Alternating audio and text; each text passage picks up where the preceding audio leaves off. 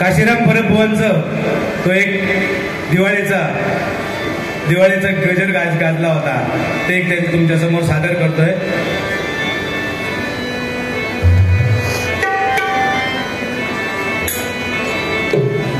गेला दसरा आली